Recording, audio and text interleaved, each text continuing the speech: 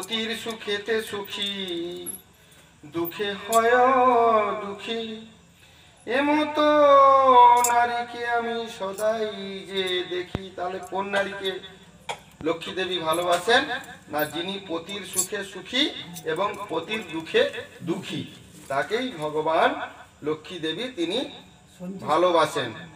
তো ভদ্রাসনে ছড়া ঝাঁটো দেয় প্রাতঃকালে, শুদ্ধ বস্ত্র পরিধান সিঁদুর কপালে, পতির চরণ নিত্য পূজে যে নারী, মৃদু মৃদু বাক্য করে চরে চরণে তাহারি। এই মতো পতি সেবা করে যেই নারী, প্রতিব্রতা সেই নারী শুনহ মুরারি, সদাকাল থাকি আমি তাহারও সংহতি। তাহলে কি বললেন? যে নারী পতিব্রতা তার সঙ্গে ভগবান শ্রী লক্ষ্মী দেবী তিনি তার সঙ্গে থাকেন। কহি কিছু আর কথা শুনো শ্রীপতি, নারায়ণকে বলছে লক্ষ্মী দেবী আর একটা কথা বলি শোনো। পুত্র হেন স্নেহ করি স্বামীকে ভোজন, সকলে সমান স্নেহ করে সর্বক্ষণ। পুত্র হেন স্নেহ করি স্বামীকে ভোজন, সকলে সমান স্নেহ করে সর্বজন। পতি বিনা রমণীর নাহিক দেবতা, কহিনু নিশ্চয় আমি শুনো সত্য কথা।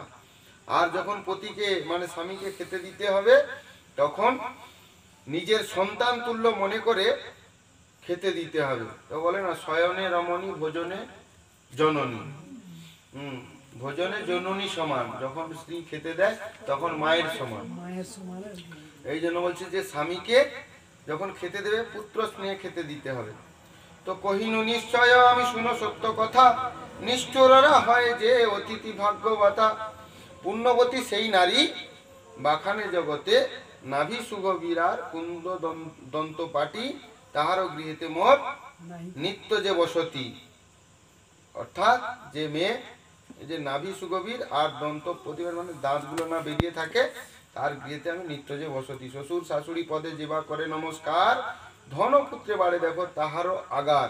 নারায়ণ সমজ্ঞানে সেবয়ে গোধন, যে নারায়ণ যে যার বাড়িতে গরু আছে, সে নারায়ণ জ্ঞানে যিনি সেবা করেন, অর্থাৎ তিনি তাকে গরুকে গোমাতা বলে যিনি সেবা করেন, সদাকাল কহে যেবা বিনয় বচন, রাগ হিংসা অহংকার ক্রোধহীন জন। অর্থাৎ যে গরু সেবা করে তাদের ঘরে লক্ষ্মী বসবাস করে। সুআচারে থাকে যেই নারী সর্বক্ষণ, কলহ নারী তথা যথা তথা আমি থাকি, অপবিত্র স্থান আমি নয়নে না দেখি। যে নারী কুটিল দেশ করে সর্বক্ষণ, সেই নারী কলঙ্কিনী শুনো নারায়ণ। যে নারী কুটি দেশ করে সর্বক্ষণ, দেশ মানে ঝগড়াঝাটি করে সর্বক্ষণ, সেই নারী কলঙ্কিনী শুনো নারায়ণ। কৃষ্ণ বর্ণ কেশ আর সত্য কথা কয়, তাহার কি গৃহেতে মোর সদা মনে রয়। তো সন্ধ্যাকালে সন্ধ্যা দেয় সূচি বস্ত্র হইয়া, সেই নারী গৃহে আমি থাকি যে বসিয়া। প্রতি গুরবারে যেবা মোর পূজা করে, তার গৃহ নাই ছাড়ি তিলেকের তরে। সুআচারে না থাকিলে আমারে না পায়, শুনো নারায়ণ আমি কহিনু তোমায়। অলক্ষণ যত কথা শুনো মন দিয়া, সংক্ষেপে কহিব আমি সব বিস্তারিয়া। খড়মড়িয়া পাঁচ আর আঙ্গুর বৃহৎ অঙ্গুলি, বিবাহ অন্তে বিধবা সে কুলক্ষণা বলি। উচ্চ কপাল যেই নারী অতি কুলক্ষণা, যুগ্ম ভুরু যেই নারী বিশাল নয়না।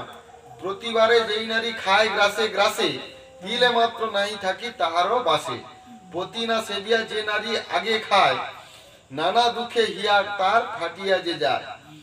পায়ে পায়ে ঠেকা ঠেকি রাখে এলো চুল, যেই নারী হয় অলক্ষের সেই নারী হয় অলক্ষেরও মূল। এমন নারীকে মম সদা ঘৃণা হয়, কহিনু নিশ্চয় প্রভু কথা মিথ্যা নয়। কপালে শোভিত যার থাকে নাসাদণ্ড, বিবাহ অন্তে বিধবাসে সেই পাপে দণ্ড। নিশাকালে যেই নারী অন্য স্থানে গতি মানে পরপুরুষ, পতি চরণ ছাড়ি সেবে পরপতি। বহুবিধ অলঙ্কারে ভূষিত করিয়া, পাপ আশয়ে মজে নিজ পতিকে তেজিয়া। প্রতিনিন্দী যেই নারী পরে বলে, পতিকে নিন্দা করে যেই নারী পরকে বলে ভালো, তাহার গৃহেতে আমি থাকি নাহি এক তিল। সুখ দুঃখ দুটি কথা ভাগ্যের লিখন, অধমজার নারী করে পতির নিন্দন। সেই নারী মহাপাপী নরকেতে যায়, পতিরে নিন্দিয়া নিজে অধগতি পায়।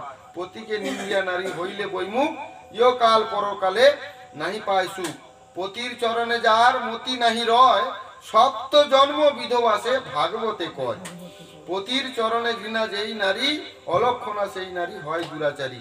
নারায়ণ তুল্যপতি হয় শিরোমণি, যেবা নিন্দে সেই